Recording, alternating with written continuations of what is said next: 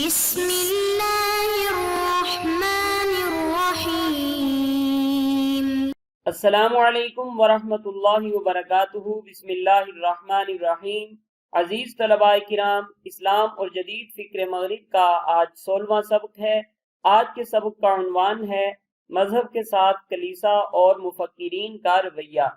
آج کے سبق میں انشاءاللہ ہم سب سے پہلے گزشتہ سبق یعنی سبق نمبر 15 کا خلاصہ دیکھیں گے۔ اس کے بعد انشاءاللہ ہم آج کا سبق باقاعدہ طور پر شروع کریں گے۔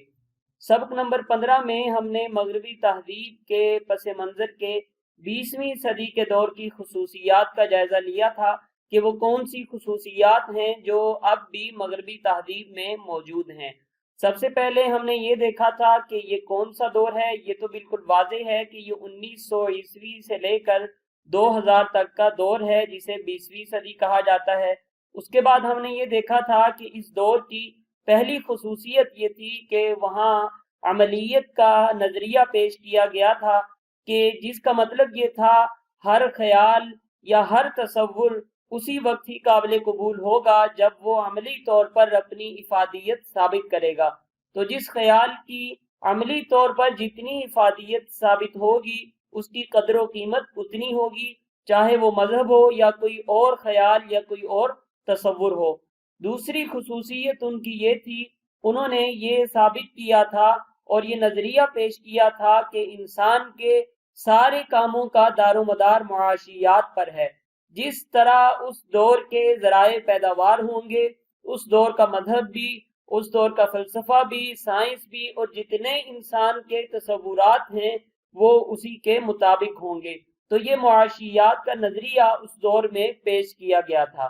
تیسری خصوصیت انہوں نے اس دور میں یہ پیش کی تھی کہ انسان جتنے بھی کام کرتا ہے وہ اپنی جبلت سے مجبور ہو کر کرتا ہے اور اس کے سارے کاموں میں اس کی جبلت ہی کا اظہار ہوتا ہے، اور ان میں جو سب سے اہم جبلت ہے وہ اس کی جنسی جبلت ہے جس کا اظہار اس کے سارے کاموں میں ہوتا ہے۔ تو یہ سیگمنٹ فرائیڈ کا نظریہ تھا جسے جنسیات کا نظریہ کہا جاتا ہے۔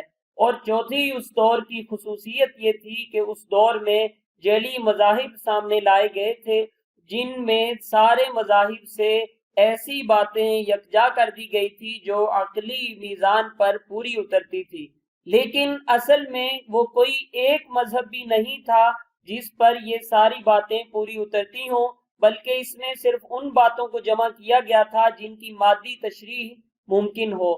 تو یہ اس دور کی چوتھی خصوصیت تھی کہ اس دور میں ایسے مذاہب سامنے لائے گئے جن میں سارے مذاہب کی ایسی باتوں کو یکجا کر دیا گیا جن کی مادی تشریح ممکن ہو۔ اور پانچویں خصوصیت ہم نے یہ دیکھی تھی کہ اس دور میں سائنس کے ایسے نظریات سامنے آئے جو بظاہر تو مذہب کی حمایت میں نظر آتے تھے لیکن ان سے مذہب کو کافی نقصان پہنچا۔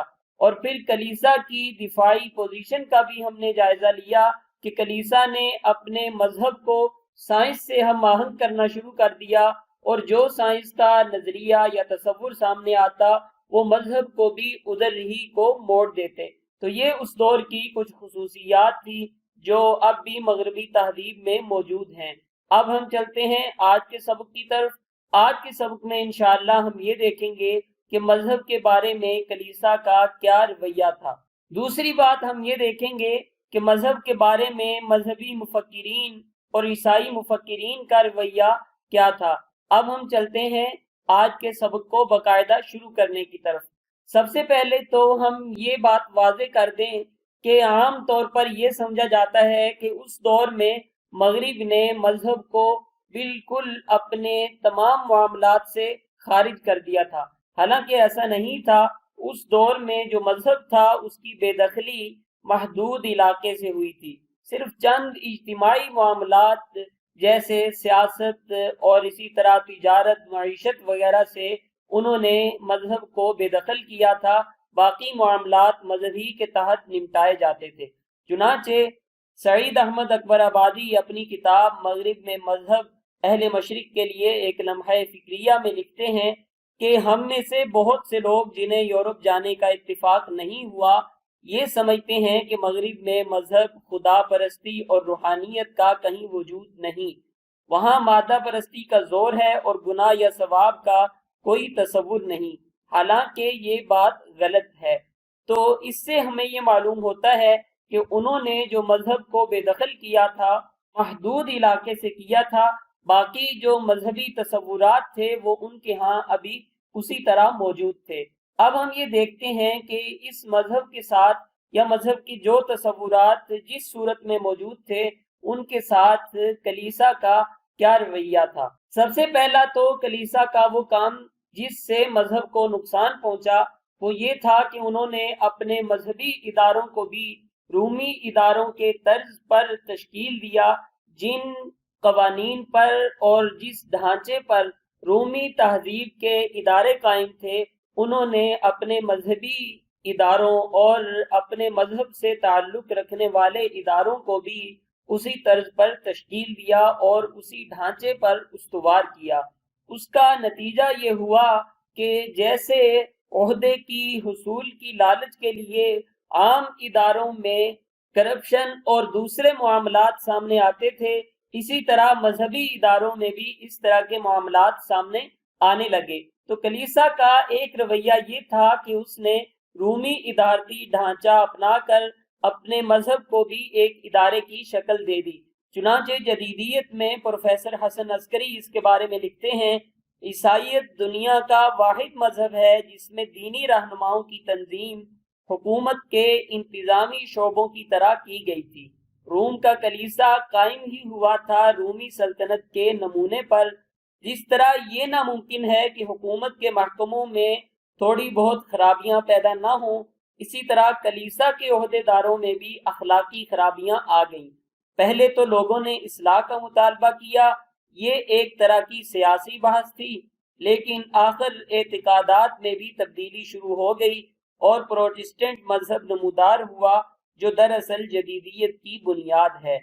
تو اس سے ہمیں یہ معلوم ہوا کہ اس دور میں کلیسا نے مذہب کے ساتھ یہ جو رویہ روا رکھا کہ اپنے مذہب کو بھی ادارے کی شکل دی اور اس ادارے کا جو ڈھانچہ ہے وہ رومی ادارتی ڈھانچے پر استوار کیا، اس سے مذہب کے ماہرین میں بہت سی اخلاقی خرابیاں سامنے آنا شروع ہو گئی۔ دوسرا اس دور کا کلیسا کا جو رویہ تھا کہ کلیسا نے صرف اور صرف ظاہری علوم کو ترجیح دی اور جو باطنی علوم تھے ان کو اس نے مخالفت کرتے ہوئے اپنے دائرہ کار سے نکال دیا۔ اس مخالفت میں صرف کلیسا ہی نہیں بلکہ بادشاہت بھی کلیسا کے ساتھ شامل تھی، تو ان دونوں نے باطنی علوم کی مخالفت کی، اور باطنی علوم کی مخالفت کی ایک بنیادی وجہ یہ تھی کہ اس دور میں جو باطنی علوم آئے تھے وہ مسلمانوں کے ذریعے سے زیادہ پھیلے تھے، تو اس وجہ سے مسلمانوں کی مخالفت میں کلیسا نے اور بادشاہ نے دونوں نے باطنی علوم کی مخالفت کی اور ان کے پاس صرف اور صرف ظاہری علوم ہی رہ گئے۔ تو یہ اس دور میں کلیسا کا رویہ تھا مذہب کے ساتھ جس نے مذہب کو نقصان پہنچایا۔ چنانچہ جدیدیت ہی میں پروفیسر حسن عسکری اس کے بارے میں لکھتے ہیں، پوپ اور بادشاہ دونوں باطنی علوم کے مخالف ہو گئے اور 14ویں صدی سے طریقت کمزور پڑنے لگی۔ جس شخص کی زبان پر حضرت ابن عربی کا نام آ جاتا اسے فوراً گرفتار کر لیا جاتا۔ کہتے ہیں کہ معدود چند متصوفین یورپ میں بچے تھے، وہ 18ویں صدی کے وسط میں ہجرت کر گئے۔ نتیجہ یہ ہوا کہ عیسائیوں کے پاس محض ظاہری علوم رہ گئے اور دین کا باطنی پہلو بالکل ختم ہو گیا۔ دین کے یہ ظاہری علوم بھی صرف رومن کیتھولک لوگوں کے پاس رہ گئے اور یہ بھی روز بروز زوال پذیر ہیں۔ یہ اس دور میں کلیسا کا رویہ تھا جس نے مذہب کو نقصان پہنچایا اور مذہب میں صرف اور صرف ظاہری علوم رہ گئے اور جو باطنی پہلو تھا یا جو روحانی علوم تھے وہ باقی نہیں رہے۔ اب ہم دیکھتے ہیں کلیسا کا ایسا تیسرا رویہ کون سا تھا جس کی وجہ سے مذہب کو نقصان پہنچا۔ کلیسا کا تیسرا رویہ یہ تھا کہ اس کے اپنے عہدیداروں میں بھی اقتدار کی کشمکش شروع ہو گئی۔ چنانچہ انہوں نے اقتدار کی کشمکش کے لیے جب تگ و دو کرنا شروع کی تو اس سے لوگوں میں کلیسا اور مذہب کی مخالفت اور نفرت پھیل گئی۔ دوسرا مسئلہ یہ ہوا کہ کلیسا نے بادشاہ کے ساتھ مل کر خارجی سطح پر بھی اقتدار کی کشمکش شروع کر دی، تو جو لوگ کلیسا کے مخالف سیاسی طور پر تھے، جو بادشاہ کے مخالف تھے، انہوں نے کلیسا کی اعتقادی طور پر بھی مخالفت کرنا شروع کر دی۔ تو جو بات پہلے سیاست تک محدود تھی، جو مخالفت پہلے سیاست تک تھی، اب وہ مذہب تک جا پہنچی اور پروٹسٹنٹ تحریک شروع ہو گئی، جو پہلے اصلاح مذہب کی تحریک تھی، بعد میں اس نے کلیسا سے، مذہب سے بالکل تعلق ختم کر کے اپنے نئے مذہب کی بنیاد رکھی۔ یہ کلیسا کا تیسرا رویہ تھا کہ اس نے اقتدار کی کشمکش میں حصہ لینا شروع کر دیا، داخلی سطح پر بھی اور خارجی سطح پر بھی۔ چنانچہ پروفیسر حسن عسکری اسی کے بارے میں جدیدیت میں لکھتے ہیں، پوپ اور بادشاہوں کے درمیان اقتدار کے جھگڑے ہونے لگے اور بہت سے بادشاہوں نے پروٹسٹنٹ تحریک کی حمایت کی۔ اس سیاسی کشمکش نے کلیسا کو کمزور کر دیا اور پروٹسٹنٹ ملکوں میں تو کلیسا بادشاہوں کا غلام بن گیا۔ تو یہ کلیسا کے کچھ ایسے رویے تھے مذہب کے ساتھ جس کی وجہ سے مذہب کو نقصان پہنچا۔ ایک اور رویہ جو ابھی ہم نے گزشتہ سبق میں دیکھا تھا کہ جیسے جیسے سائنس اپنا رنگ بدلتی، کلیسا مذہب کو بھی اسی طرف موڑ لیتا اور اپنے مذہب کو سائنس سے ہم آہنگ کرنے کی کوشش کرتا۔ تو اس سے بھی مذہب کو یہ نقصان پہنچا کہ مذہب کی جو اپنی تعلیمات تھی وہ باقی نہ رہی۔ اسی طرح کلیسا نے مذہب کو ارسطو کے فلسفے پر استوار کرنا بھی شروع کیا، تو سائنس نے جب ارسطو کے فلسفے کو شکست دی تو ایسے معلوم ہوا جیسے عیسائی الہیات کو بھی شکست ہو گئی ہے۔ حالانکہ وہ ارسطو کے فلسفے کو شکست ملی تھی، عیسائی الہیات کو شکست نہیں ہوئی تھی، لیکن لوگوں نے صرف ارسطو کے فلسفے کو شکست ہوتے دیکھ کر یہ سمجھ لیا کہ شاید عیسائی الہیات بھی اس دور کے لائق نہیں ہیں، اور انہوں نے عیسائی الہیات کو بھی چھوڑ دیا۔ تو یہ 5 ایسے رویے تھے کلیسا کے جس سے مذہب کو نقصان پہنچا۔ پہلا رویہ تھا کہ انہوں نے اپنے مذہب کو ادارتی ڈھانچے پر اور رومی ادارتی ڈھانچے پر استوار کیا، اور دوسرا یہ رویہ تھا کہ انہوں نے صرف اور صرف ظاہری علوم کو مد نظر رکھا، باطنی علوم کو چھوڑ دیا۔ تیسرا رویہ یہ تھا کہ انہوں نے اقتدار کی کشمکش میں شرکت کی۔ چوتھا رویہ یہ تھا کہ انہوں نے سائنس کے ساتھ ساتھ اپنے مذہب کو تبدیل کرنا شروع کر دیا۔ یہ ابھی گزشتہ سبق میں ہم دیکھ چکے ہیں۔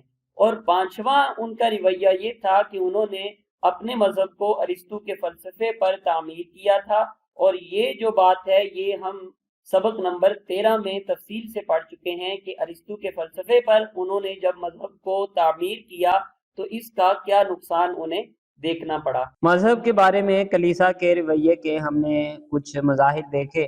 2 اور مظاہر ہیں جو اگرچہ اتنے بنیادی تو نہیں، اور انہی پہلے والے مظاہر میں سے کسی نہ کسی کے تحت آتے ہیں، لیکن وہ اہمیت بہت زیادہ رکھتے ہیں، ان کے اثرات بہت زیادہ ہیں، وہ نمایاں بہت زیادہ ہیں، اس وجہ سے ہم انہیں علیحدہ ذکر کریں گے۔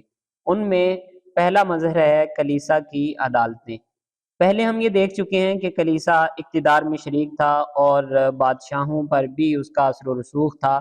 اس اثر و رسوخ اور اقتدار میں شرکت کا جہاں کلیسا نے اچھا فائدہ اٹھایا اور اس سے بادشاہوں کو ظلم و ستم سے روکا اور بہت سے مفید کام کیے، وہاں کلیسا نے اس کا غلط استعمال بھی کیا۔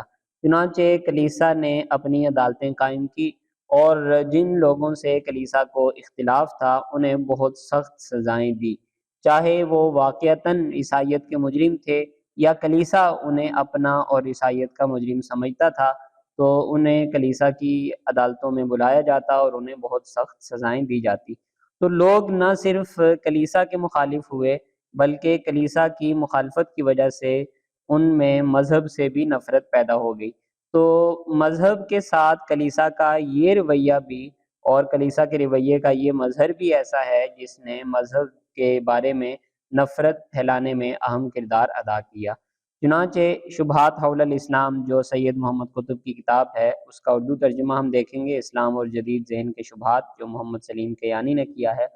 اس میں سید محمد قطب اس کی وضاحت کرتے ہیں کہ جو اس دور کی مذہبی عدالتیں تھیں، جو کلیسا کی عدالتیں تھیں، انہوں نے دوسرے لوگوں پر کیا ظلم و ستم ڈھائے۔ یہ جو مثال آپ کے سامنے پیش کی جا رہی ہے یہ صرف مسلمانوں کی ہے، لیکن کلیسا نے عیسائی مفکرین اور عیسائی عوام میں سے بھی بہت سے ایسے لوگوں کو سخت سزائیں دی جن کے کچھ نظریات کلیسا سے مختلف تھے۔ تو ان میں سے ایک مثال ابھی آپ کے سامنے ہے جو سید محمد قطب نے اپنی کتاب میں ذکر کی ہے۔ آپ لکھتے ہیں کلیسا نے جو مذہبی عدالتیں قائم کی تھیں ان کا اصل مقصد اسپین کے مسلمانوں کی بے خونی تھا۔ ان عدالتوں نے مسلمانوں کو بھیانک سزائیں دیں اور انہیں ستانے کے ایسے ایسے مکروہ طریقے اختیار کیے جو اس سے قبل کہیں نہیں دیکھے گئے۔ انہوں نے مسلمانوں کو زندہ جلوا دیا، ان کے ناخنوں کو کھینچ کر گوشت سے جدا کر دیا گیا، آنکھیں نکالی گئیں اور ان کے اعضاء کاٹے گئے۔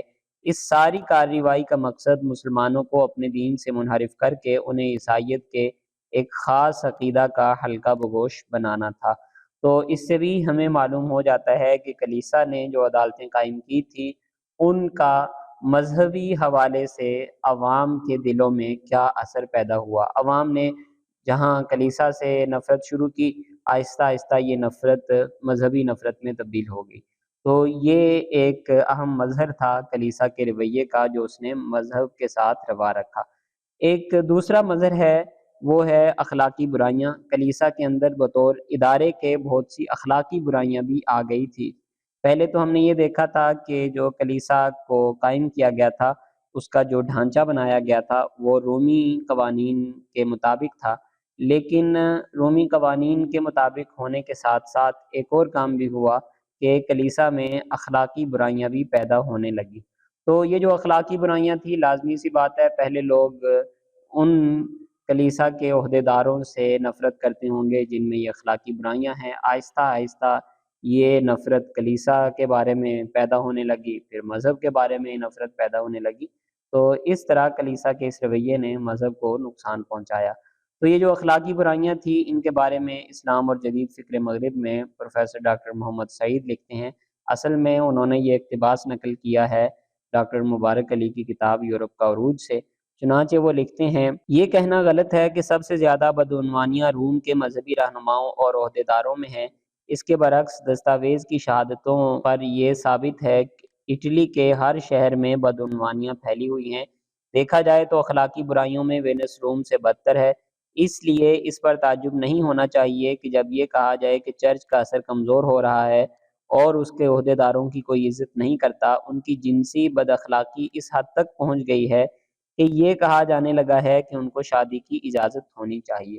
تو اس سے ہمیں اندازہ ہوتا ہے کہ اس دور میں جو کلیسا کے ادارے میں اخلاقی برائیاں پیدا ہوئی تھی، عہدیداروں میں اخلاقی برائیاں پیدا ہوئی تھی، ان کی وجہ سے لوگ کلیسا کی جو اہمیت تھی وہ دل سے نکال چکے تھے، اور اب ان عہدیداروں کی اتنی عزت بھی باقی نہیں رہی تھی اور ان کا جو اثر و رسوخ تھا وہ بھی کمزور پڑنے لگا تھا۔